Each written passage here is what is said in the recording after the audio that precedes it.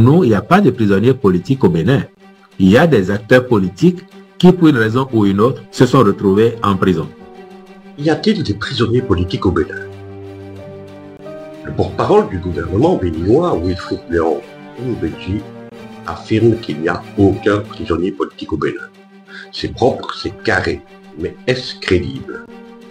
L'homme est un fin stratège de la communication, il n'y a pas débat, il n'y a aucun doute.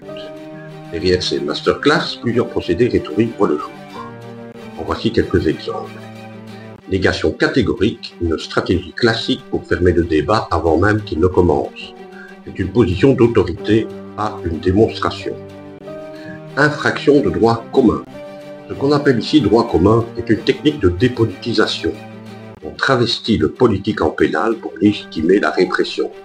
Cette rhétorique repose sur une technique bien rodée. On habille la répression politique avec du vocabulaire juridique. Tu n'es pas en prison parce que tu es opposant, mais parce que tu aurais mal parlé, mal manifesté, mal financé. C'est une stratégie de camouflage légaliste. La forme reste constitutionnelle, mais le fond est autoritaire. L'utilisation du glissement sémantique fait aussi partie des techniques utilisées lorsqu'on parle de légitime défense institutionnelle. Cela devient un prétexte à l'élimination de toute force contestataire. L'inversion morale est aussi utilisée, on inverse les rôles. Les résistants deviennent coupables et les puissants deviennent victimes. On transforme la dissidence en faute. Pour en revenir à la question, pour ma part, ce n'est pas salir l'image du pays que de poser la question.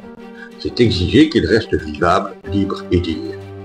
Reste à savoir maintenant pourquoi ce sont les opposants qui se retrouvent bien souvent derrière les barreaux. À bientôt.